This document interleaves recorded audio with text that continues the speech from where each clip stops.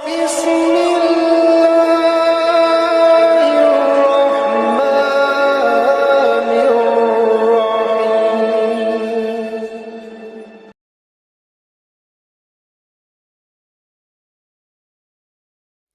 الرحيم. بسم اللہ الرحمن الرحیم وبہ نستعین وصلی اللہ علی حبیبہ سیدنا و مولانا محمد وعلی آلہ وصحبہ اجمعین. معزز ناظرین و سامعین، پروگرام پیغام نور میں ایک مرتبہ پھر آپ کو خوش آمدید کہتے ہیں. ناظرین کرام، ہم اس وقت ماہ رمضان المبارک کا تیسرا عشرہ گزار رہے ہیں، جسے دوزخ سے آزادی کا عشرہ کہا جاتا ہے. یہ وہ ماہ کرم ہے کہ جس کا پہلا عشرہ عشرہ رحمت ہے، دوسرا عشرہ مغفرت ہے، اور تیسرا عشرہ دوزخ سے آزادی کا عشرہ ہے. اس عشرہ میں ایک ایسی رات آتی ہے جسے 1000 مہینوں سے افضل رات قرار دیا گیا. شعبان المعظم کی آخری تاریخ ہے. مدینہ منورہ کا پر رونق اور پر بہار اور نورانی ماحول ہے، اور امام الانبیاء رمضان المبارک کی فضیلت میں خطبہ ارشاد فرما رہے ہیں. راوی حضرت سیدنا سلمان فارسی رضی اللہ تعالیٰ عنہ ہیں. امام الانبیاء نے فرمایا، تم پر ایک ایسا مہینہ جلوہ گر ہو رہا ہے کہ جس کا پہلا عشرہ عشرہ رحمت ہے، دوسرا مغفرت ہے، اور تیسرا دوزخ سے آزادی کا عشرہ ہے. فرمایا اس مہینے میں ایک ایسی رات آتی ہے جو 1000 مہینوں سے افضل اور اعلیٰ رات ہے، جسے لیلۃ القدر کہا جاتا ہے. قرآن مجید میں اس رات پر پوری ایک سورت ہے جسے سورہ قدر کہا جاتا ہے. فرمایا اس رات میں سلامتی اترتی ہے، رحمت اترتی ہے، برکت اترتی ہے. اس رات میں نزول ملک ہوتا ہے، یعنی اس رات فرشتے اترتے ہیں، اہل ایمان سے ان کے ایمان کے درجوں کے مطابق معانقہ کرتے ہیں اور مصافحہ کرتے ہیں، اور اس رات میں سلامتی اترتی ہے. اس رات کے وظائف بے شمار ہیں، آپ کو سوشل میڈیا پر مل جاتے ہیں کہ فلاں طریقے سے نفل ادا کرو، اتنی بار فلاں صورت پڑھو، فلاں آیت پڑھو، فلاں تسبیح پڑھو، استغفار میں فلاں فلاں چیز پڑھو. لیکن اس رات کا سب سے خوبصورت وظیفہ ہے رو نی اڑیے رو. یہ رو کے رب کو منانے کی رات ہے. اس رات کا سب سے خوبصورت وظیفہ ہے رو نی اڑیے رو. دل دا دامن میلا ہویا ہنجواں دے نال تو رو نی اڑیے رو. چار چفیرے نیر منیرا لب نی کدروں لو رو نی اڑیے رو. اور رنگ برنگی دنیا چھڑ کے ہکو ہک دی ہو رو نی اڑیے رو. یہ رات رو کے اللہ کو منانے کی رات ہے. اس رات بخشش کے فیصلے کیے جاتے ہیں، کرم کے فیصلے کیے جاتے ہیں. کتنے ایسے ہیں جو اس رات جہنمی دوزخی ہوتے ہیں پر جنتی بنا دیے جاتے ہیں. کتنے ایسے ہیں جو بدبخت ہوتے ہیں خوشبخت بنا دیے جاتے ہیں، روشن نصیب بنا دیے جاتے ہیں. تو یہ رات اللہ سے کرم فضل حاصل کرنے کی رات ہے.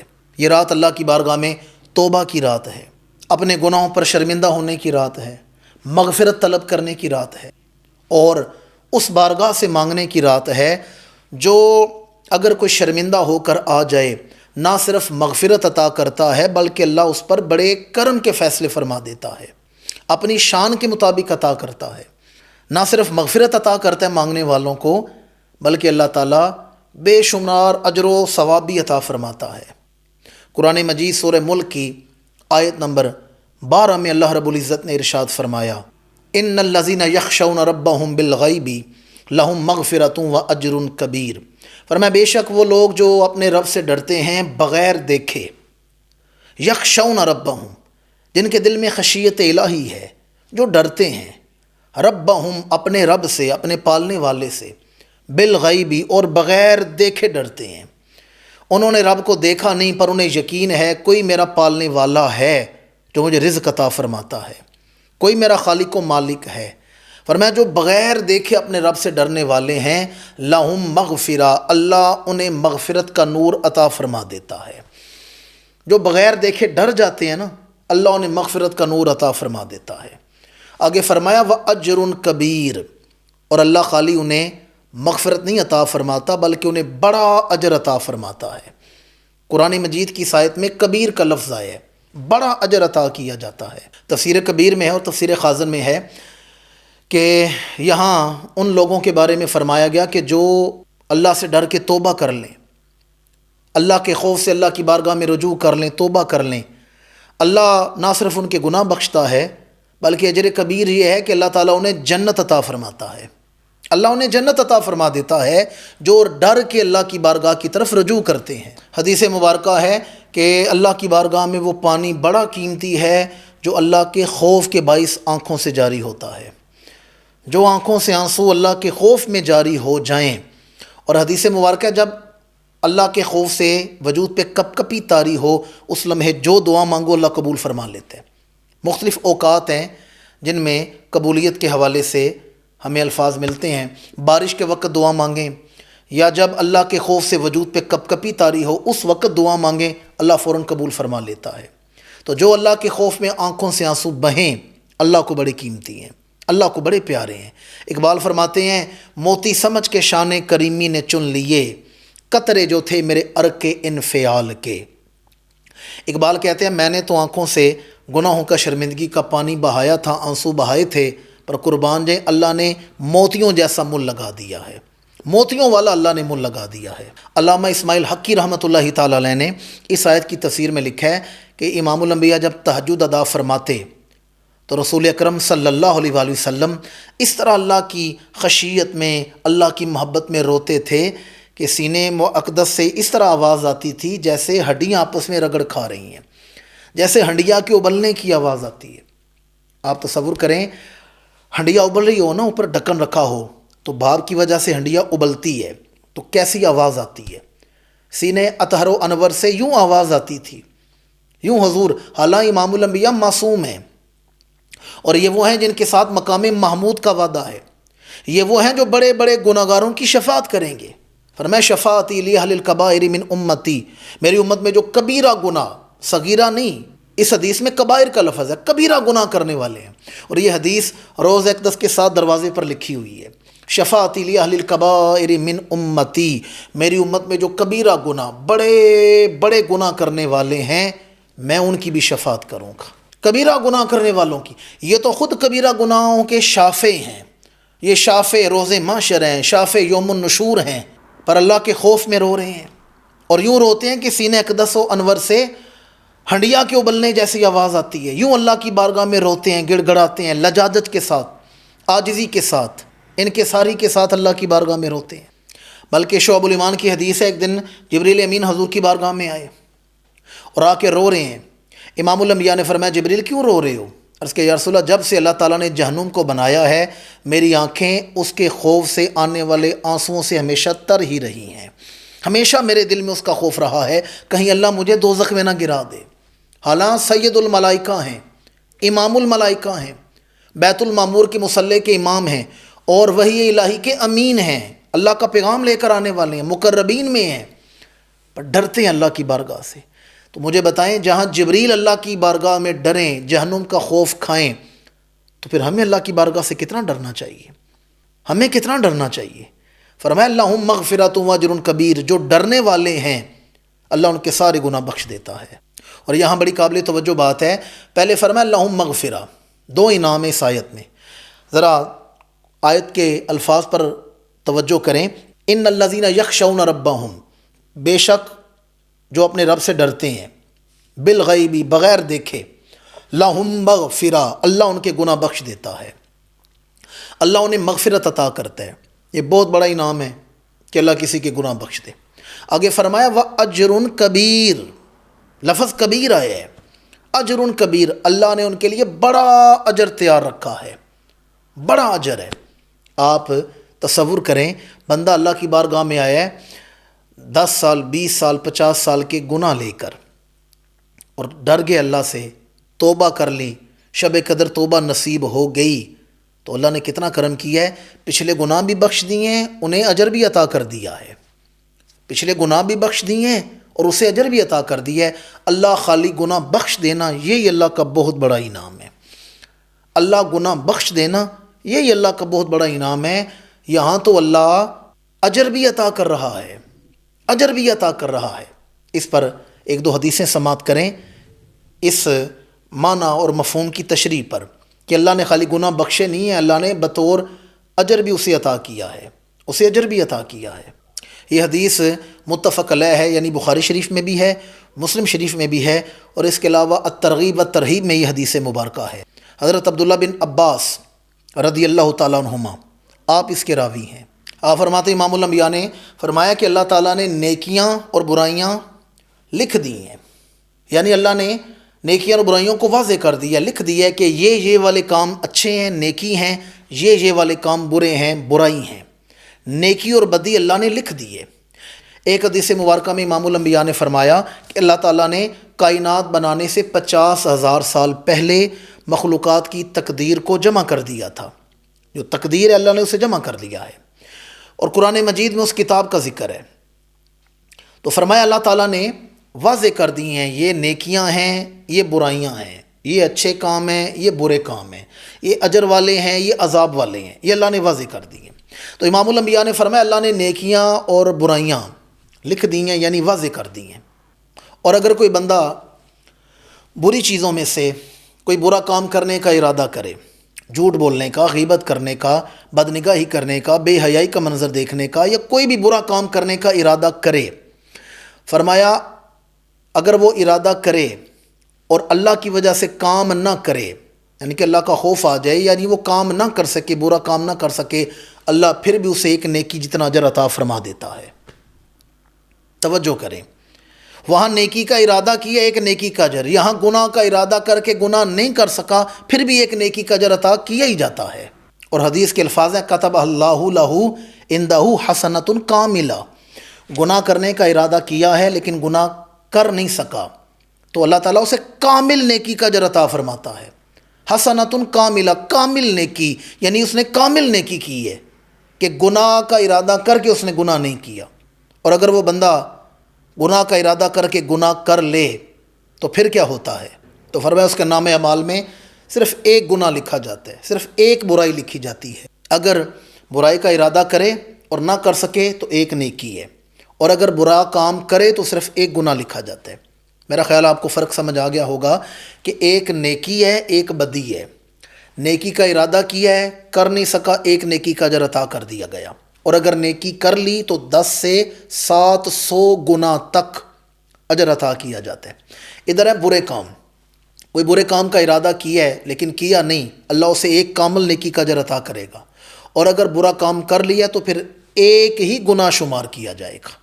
اس پر دوسری حدیث مبارکہ سنیں، اور یہ حدیث بخاری شریف کتاب التوحید میں ہے۔ اس کے علاوہ یہ حدیث مبارکہ مسند الفردوس میں ہے، اور امام بیہقی نے اسے شعب الایمان میں لی ہے اس حدیث مبارکہ کو۔ اس حدیث میں بھی وہی پیغام ہے، وہی مضمون چل رہا ہے جو میں نے گزشتہ حدیث سے آپ کے سامنے بیان کیا۔ اللہ تعالیٰ فرشتوں کو حکم دے رہا ہے اس حدیث مبارکہ میں کہ جب کوئی میرا بندہ برے کام کا ارادہ کرے تو فرشتوں جب تک وہ برا کام کر نہیں لیتا اس کی برائی لکھنا نہیں، جب تک وہ برا کام کر نہیں لیتا اس کی برائی کو لکھنا نہیں۔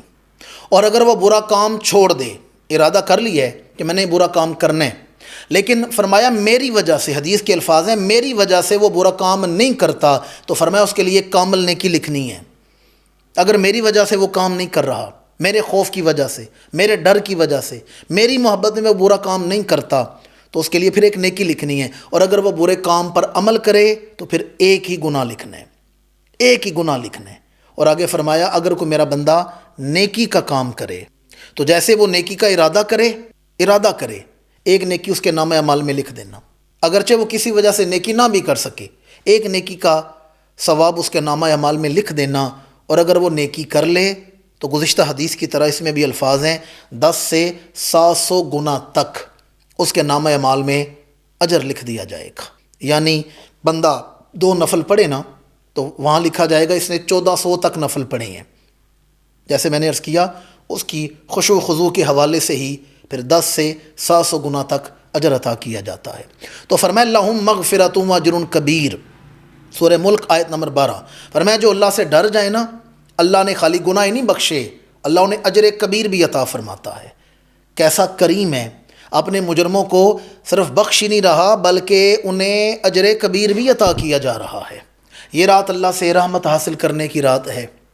اس رات اللہ رحمت کے کرم کے فیصلے فرماتا ہے، اور سارے واعظین، مبلغین، مفسرین، شارحین، علماء، خطباء، اتقیاء، اصفیاء اور صلحاء کی زندگیوں کا مقصد میں آپ کے سامنے بیان کرنے لگا ہوں۔ یاد رکھیں اللہ تعالیٰ رحمان و رحیم ہے۔ ہم جب قرآن مجید کا آغاز کرتے ہیں تو ترتیب کتابی کے حوالے سے پہلی صورت ہے سورہ فاتحہ، اور اس کی پہلی آیت ہے الحمدللہ رب العالمین، اور دوسری آیت ہے الرحمن الرحیم۔ الحمدللہ رب العالمین، وہ عالمین کا رب ہے۔ فرمایا تمام تعریفیں اس رب کے لیے، سارے جہانوں کا پالنے والا ہے۔ آگے فرمایا الرحمن الرحیم، جو بڑا مہربان، نہایت رحمت والا ہے، نہایت رحم کرنے والا ہے۔ اور ہمیں ہر کام سے پہلے بسم اللہ پڑھنے کا حکم ہے، اس میں بھی ہم یہی پڑھتے ہیں بسم اللہ الرحمن الرحیم، اللہ کے نام سے بڑا مہربان، نہایت رحم کرنے والا۔ تو اللہ تعالیٰ رحمان و رحیم ہے۔ کائنات ارض و سماوات، جیسے سورہ فاتحہ کے آغاز میں لفظ آیا ہے عالمین، وہ عالمین کا پالنے والے، وہ ایک عالم کا نہیں، عالمین کا رب ہے۔ اب عالمین کتنے ہیں؟ علماء فرماتے ہیں 18,000 سے زائد، یعنی 18,000 سے زیادہ جہان ہے۔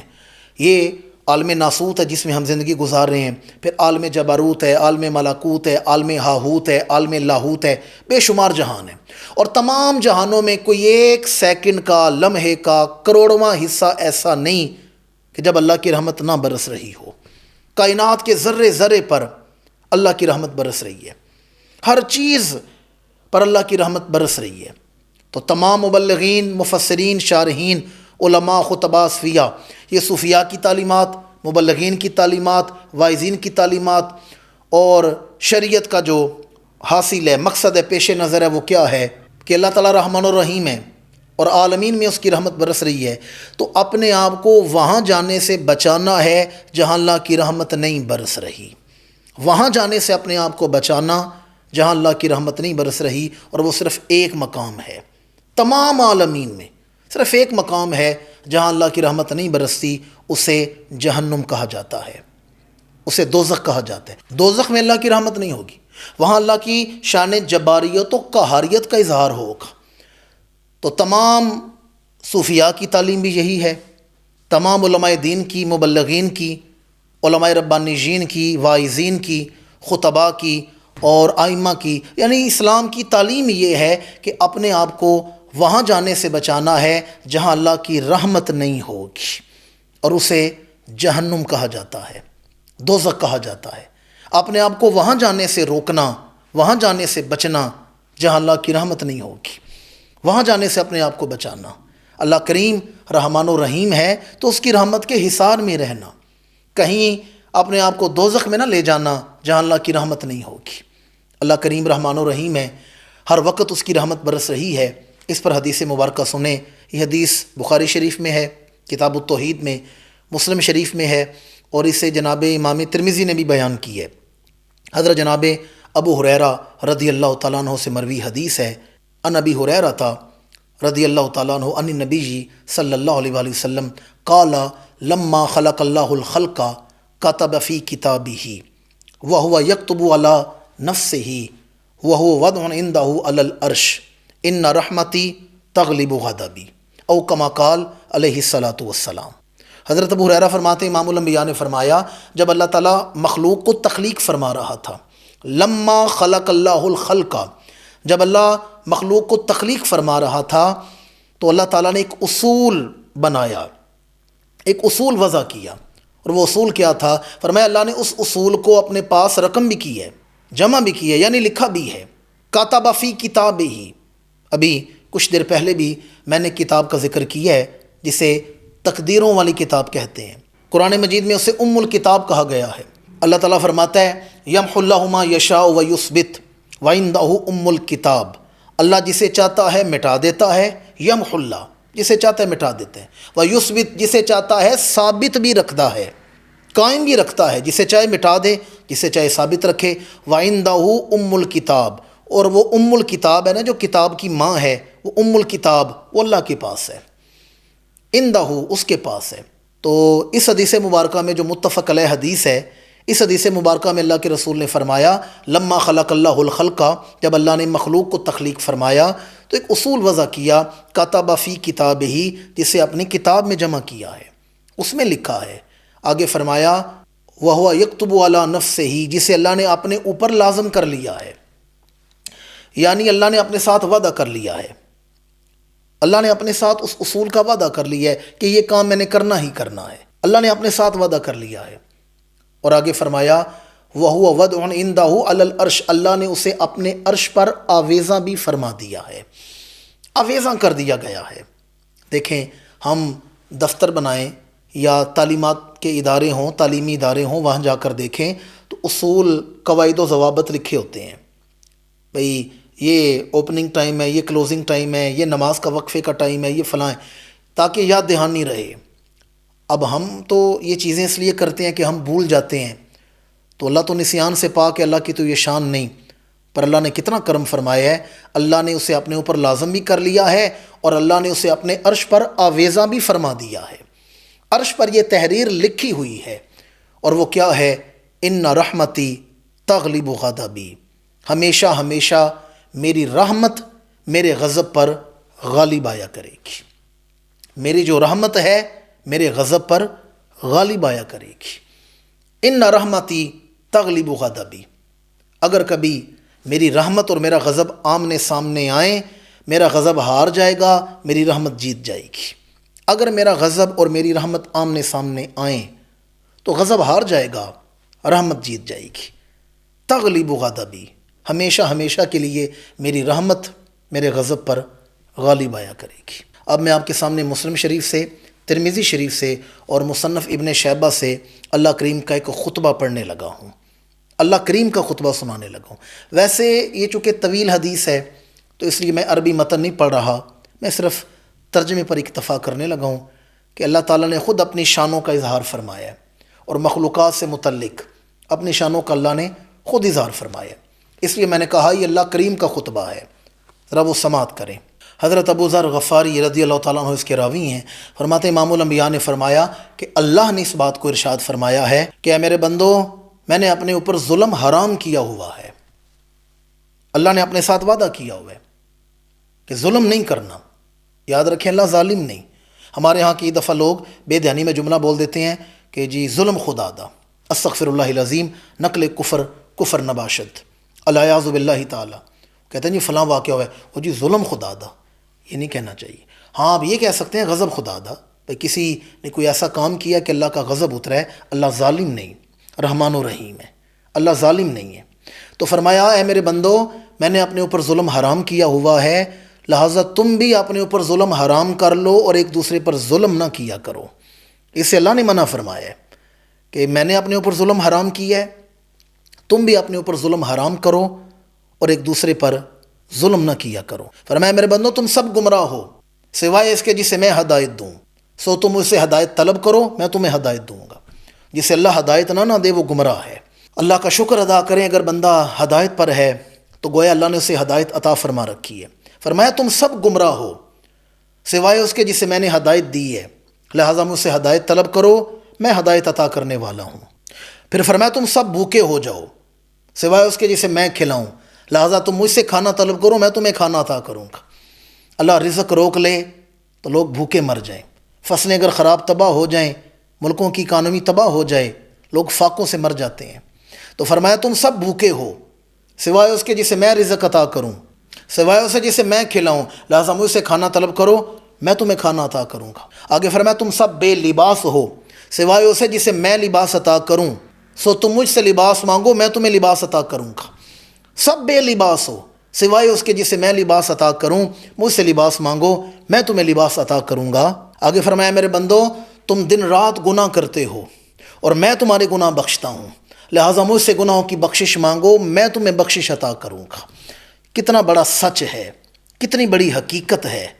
فرمایا تم سب دن رات گناہ کرتے ہو، اپنا محاسبہ کریں، صبح و شام ہم گناہ کر رہے ہیں، دن رات ہم گناہوں میں الجھے ہوئے ہیں، صبح و شام ہم گناہ کر رہے ہیں۔ فرمایا تم سب گناہ کر رہے ہو اور میں تمہارے گناہ بخشتا ہوں، مجھ سے بخشش مانگو، میں تمہیں بخشش عطا کروں گا۔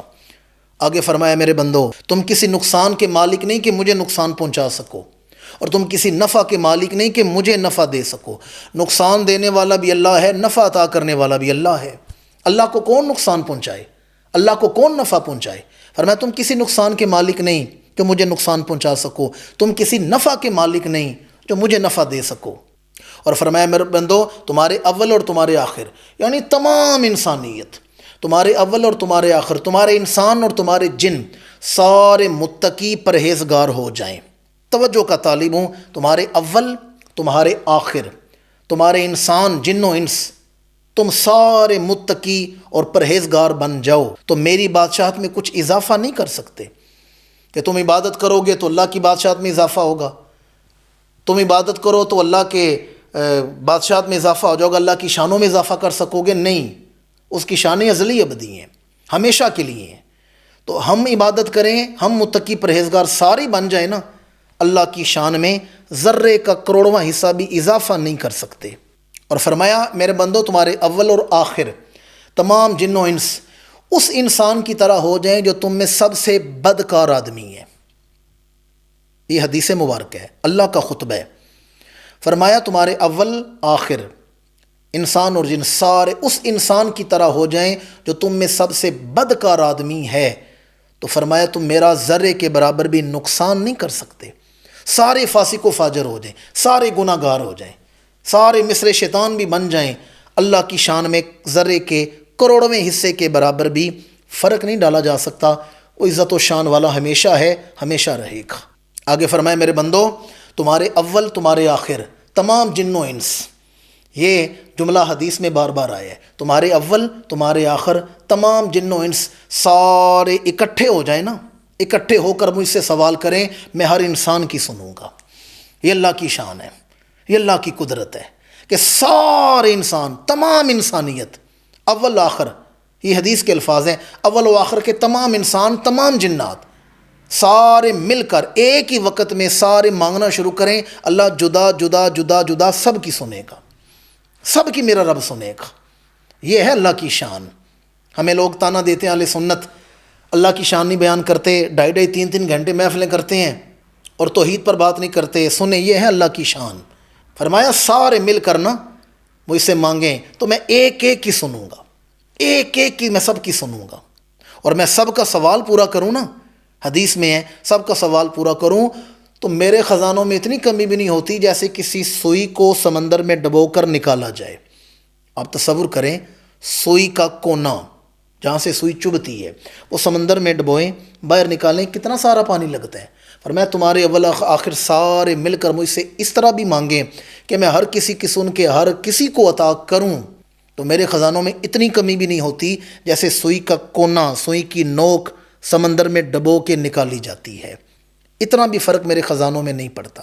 یہ ہے میرے رب کی شان۔ آگے فرمائے میرے بندو، یہ ہیں تمہارے اعمال جنہیں میں تمہارے لیے جمع کر رہا ہوں، اور میں تمہیں ان کے مطابق جزا دوں گا۔ یوم جزا، روز جزا، جسے ہم قیامت کا دن کہتے ہیں، روز حشر۔ فرمایا جو اعمال تم کر رہے ہو نا، یہ تمہارے اعمال کے مطابق تمہیں روز جزا میں جزا دی جائے گی۔ اور جو خیر کو پائے، تم میں سے جو آدمی خیر کو پائے، اچھی چیز پا لے، کوئی اچھا کام کرے، کوئی عبادت کرے، عمرہ کرے، حج کرے، زکوٰۃ دے، خیرات دے، اعتکاف بیٹھے، کوئی بھی نیک اعمال کرے تو پھر اللہ کی حمد کرے، میری حمد کرے۔ کیوں؟ میں نے ہی اسے یہ توفیق عطا فرمائی ہے، جی اسے میں نے ہی توفیق عطا فرمائی ہے۔ اور جسے خیر کے سوا کوئی چیز پہنچے، مثلا کوئی آفت یا مصیبت آئے، تو پھر اپنے نفس کے سوا کسی اور کو ملامت نہ کرے۔ یعنی اگر کوئی مصیبت آ جائے نا تو پھر اللہ پہ شکوہ نہ کریں، اپنے آپ کو ملامت کریں۔ اس پر اور بے شمار اس مضمون پر حدیثیں ہیں کہ مسلمان کو تو کانٹا بھی نہیں چبھتا، ٹھوکر بھی نہیں لگتی۔ ایک حدیث میں ہے پٹھے پہ پٹھا بھی نہیں چڑھتا۔ ہم پنجابی میں کہتے ہیں ناڑ پہ ناڑ چڑھ جانا، مسل پل ہو جانا۔ فرمایا کہ پٹھے پہ پٹھا بھی نہیں چڑھتا، چڑھتا ہے تو کسی گناہ کی وجہ سے چڑھتا ہے۔ کانٹا بھی چبھتا ہے تو کسی گناہ کی وجہ سے۔ جو اذیت پریشانی آتی ہے یہ کسی گناہ کے باعث آتی ہے۔ اللہ تو رحمان الرحیم ہے، وہ تو رحمت اور کرم کے فیصلے کرنے والا ہے۔ اچھا، اس خطبے میں جتنے اللہ کے فرامین ہیں نا، ان سب پر الگ الگ بات ہو سکتی ہے، اس لیے میں نے آپ کو خطبہ ہی سنا دی ہے اور مختصراً لفظوں میں چند ایک تشریحی جملے آپ کے گوش گزار کیے ہیں۔ اس خطبے کا اٹھان یہ ہے کہ اللہ کریم سے مانگو، اور اگر گناہ کر لو تو پھر اللہ سے مانگو۔ اللہ ظالم نہیں، لہٰذا تم بھی ظالم نہ بنو۔ اللہ رحمان الرحیم ہے، اگر گناہ کر لو تو اللہ کی طرف رجوع کر لو، اللہ کی بارگاہ کی طرف رجوع کرو، اللہ سے مانگو، اللہ ہی عطا فرمانے والا ہے۔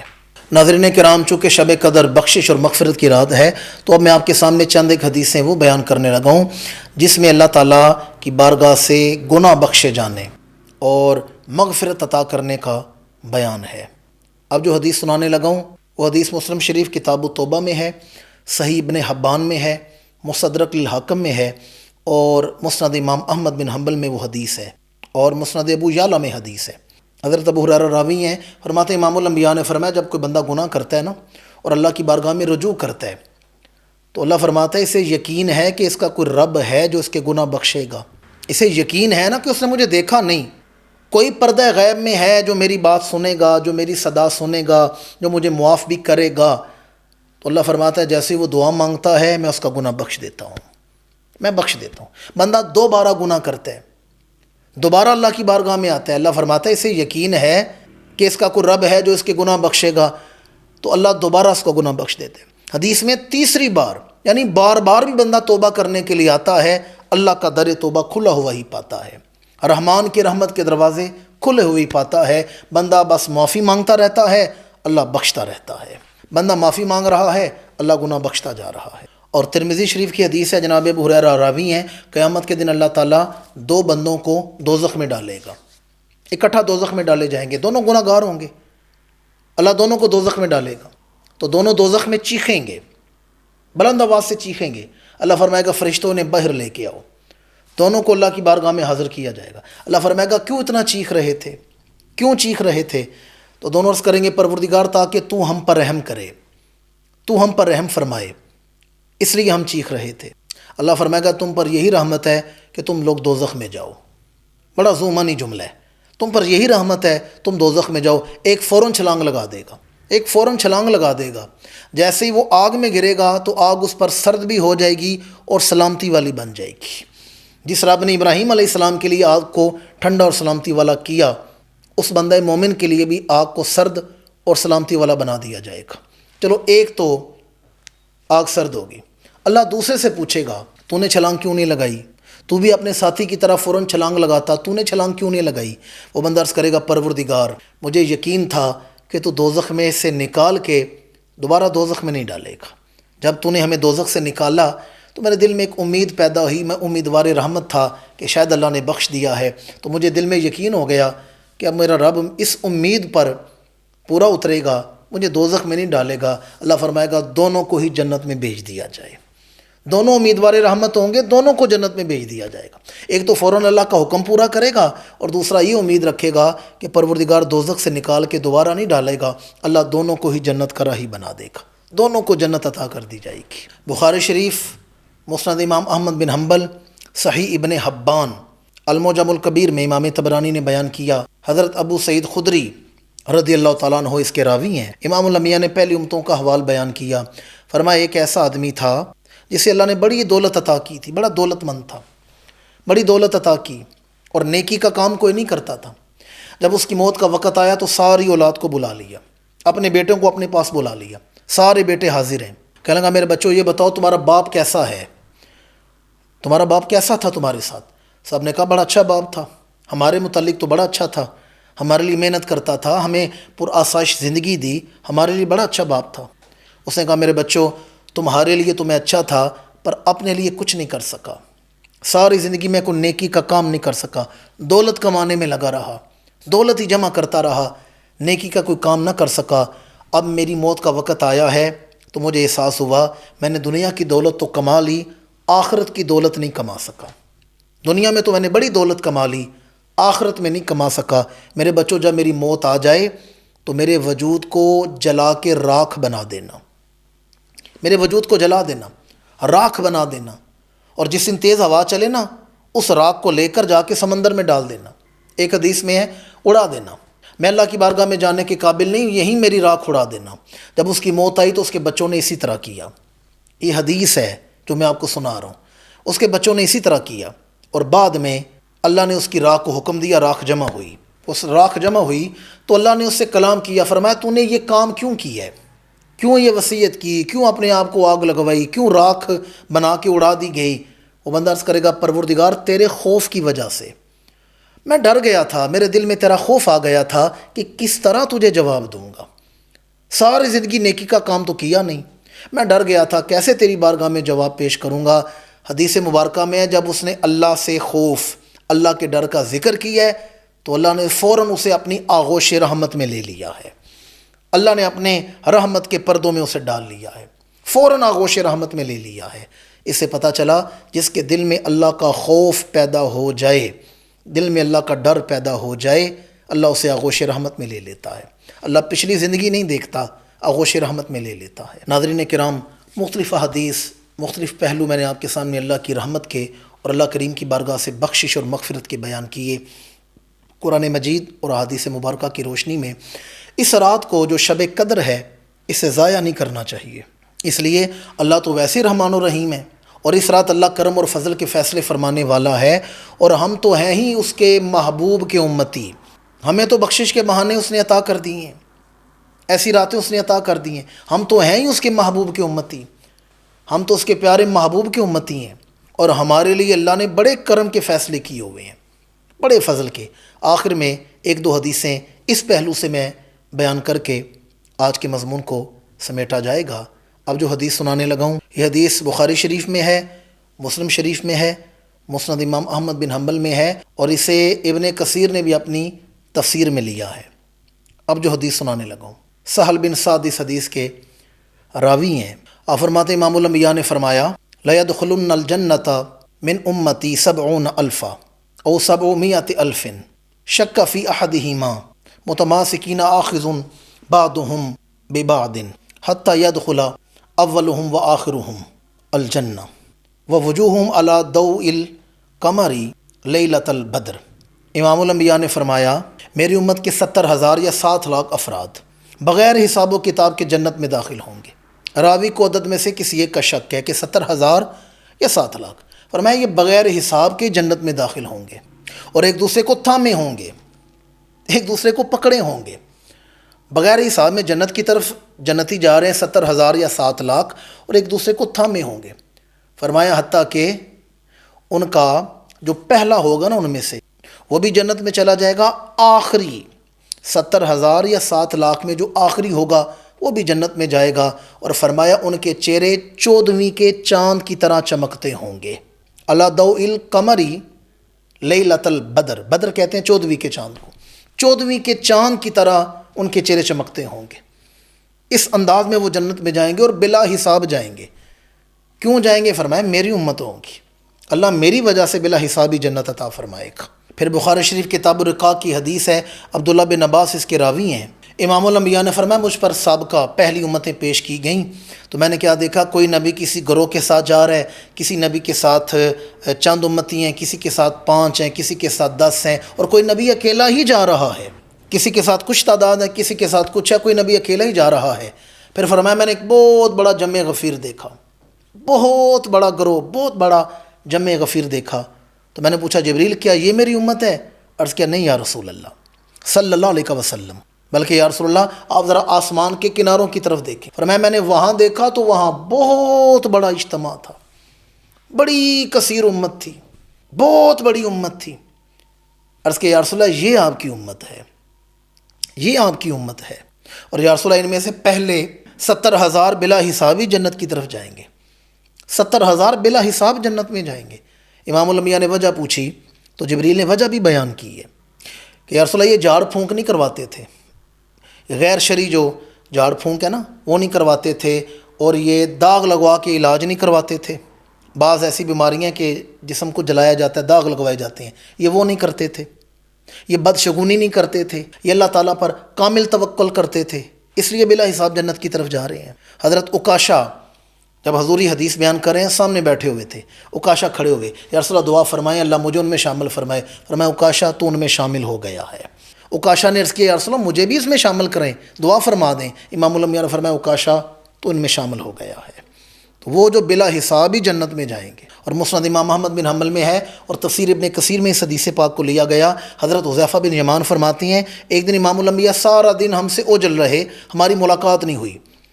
پھر حضور حجرہ اقدس سے باہر آئے اور امام الانبیاء نے طویل سجدہ کی ہے، اور جب سر اٹھایا تو فرمایا اللہ تعالیٰ نے مجھ سے میری امت کے بارے میں مشورہ مانگا ہے۔ میں نے عرض کیا پروردگار تو بہتر جانتا ہے کہ میری امت کے ساتھ کیا معاملہ کرنا ہے۔ تو اللہ نے فرمایا محبوب ہم نے آپ کی امت میں سے 70,000 کو بلا حسابی جنت میں داخل کرنا ہے، اور ان میں سے ہر 1,000 کے ساتھ 70,000 اور ہوں گے، ہر ایک کے ساتھ 70,000 اور ہوں گے، اور بلا حساب جنت میں جائیں گے، اور سب سے پہلے جنت میں جائیں گے، سب سے پہلے وہ جنت میں داخل ہوں گے۔ اب اس حوالے سے آخری حدیث مبارکہ پیش کرنے لگا ہوں، اور امام احمد بن حنبل نے بیان کیا ہے اور مجموع الزوائد میں ہے، اور حافظ ابن کثیر نے تفسیر ابن کثیر میں بیان کیا۔ حضرت عبد الرحمن بن ابو بکر رضی اللہ تعالیٰ عنہما اس کے راوی ہیں۔ امام الانبیاء نے فرمایا اللہ نے مجھے ایسے 70,000 امتی عطا فرمائے ہیں جنہیں اللہ بلا حسابی جنت میں داخل فرمائے گا۔ ایسے 70,000 امتی اللہ نے مجھے عطا فرمائے، ایسی اللہ نے مجھے امت عطا فرمائی ہے جن میں سے 70,000 کو اللہ تعالیٰ بلا حسابی جنت عطا فرمائے گا۔ تو فاروق اعظم کھڑے ہوئے، یا رسول اللہ آپ نے اور طلب نہیں کیا؟ فرمایا میں نے طلب کیا تھا، اللہ نے ہر ایک کے ساتھ 70,000 کو اور شامل کیا ہے، ہر ایک کے ساتھ 70,000 بلا حساب جائیں گے، ہر ایک کے ساتھ 70,000 کو اور شامل کیا ہے۔ فاروق اعظم دوبارہ کھڑے ہوئے، یا رسول اللہ آپ نے اور طلب نہیں کیا؟ فرمایا اور میں نے اور طلب کیا تھا، اللہ نے پھر ان ہر ایک کے ساتھ 70,000 کو بلا حسابی جنت عطا کرنی ہے۔ فاروق اعظم پھر کھڑے ہوئے، درد امت تھا نا فاروق اعظم کے دل میں، یا رسول اللہ آپ نے اور طلب نہیں کیا؟ اب حدیث کے الفاظ ہیں بلا تشبیہ و بلا تمثیل، فرمایا اللہ نے دونوں ہاتھ بھر کے میری امت کو جنت میں داخل کرنا ہے۔ میں بارہا موقعوں پر عرض کر چکا ہوں، قرآن مجید میں احادیث مبارکہ میں اللہ کے ہاتھ کا ذکر ہے۔ عربی زبان میں ید ہاتھ کو کہتے ہیں، تو اللہ کے ہاتھ ہمارے ہاتھ کی طرح نہیں، وہ جو اس کی شان کے لائق ہیں۔ تبارک الذی بیدہ الملک، بڑی بابرکت ہے وہ ذات جس کے ہاتھ میں کائنات کی بادشاہی ہے۔ یہ استخوانی ہاتھ، ہڈیوں والا ہاتھ نہیں، اللہ کی شان کے مطابق۔ فرمایا اللہ نے دونوں دستے اقدس پھیلا کر فرمایا اتنی تعداد میں آپ کی امت کو جنت عطا فرماؤں گا۔ جنت تو مشتاق ہے حضور کی امت کی، ماہ رمضان المبارک کی آخری طاق راتوں میں شب قدر آتی ہے، اور صوفیاء کا مشاہدہ ہے کہ بالعموم 27ویں شب ہی شب قدر ہوتی ہے۔ اس رات ہمیں فیصلہ کرنا ہے، اللہ تو بخشنا چاہتا ہے، ہم بھی بخشش طلب کرنا چاہتے ہیں یا نہیں چاہتے۔ تو خدا را اس رات کو ضائع نہ کریں، توبہ کریں، استغفار کریں، اور رجوع کریں اللہ کی طرف۔ اللہ کریم اس شب قدر، اس ماہ مکرم کی آخری طاق راتوں میں جب بخشش کے فیصلے فرمائے تو ہمیں بھی ان لوگوں میں شامل فرمائے جنہیں اس ماہ مکرم میں بخش دیا جائے گا، جنہیں اللہ کی بارگاہ سے معاف کر دیا جائے گا، جن پر دوزخ حرام کر دی جائے گی اور جنت کو حلال کر دیا جائے گا۔ اسی کے ساتھ آج کے پروگرام کا وقت مکمل ہوتا ہے، ہمیں اجازت دیجیے۔ اللہ تعالی ہمارا حامی و ناصر ہو، اللہ تعالی پاکستان کا حامی و ناصر ہو۔ والسلام علیکم ورحمۃ اللہ تعالی وبرکاتہ۔